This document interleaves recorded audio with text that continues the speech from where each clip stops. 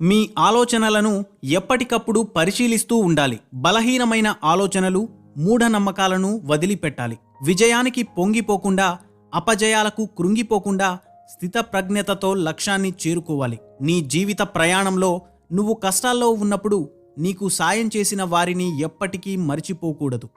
అలాగే నువ్వు ఎదిగిన తర్వాత స్వార్థపూరితంగా వ్యవహరించకుండా కష్టాల్లో ఉన్నవారికి కాస్త చేయూతనివ్వాలి. నువ్వు జీవితంలో ఎన్ని విజయాలు సాధించినా, నీ వద్ద ఎంత డబ్బున్నా నీకు తృప్తినిచ్చేవి కొన్ని ఉంటాయి.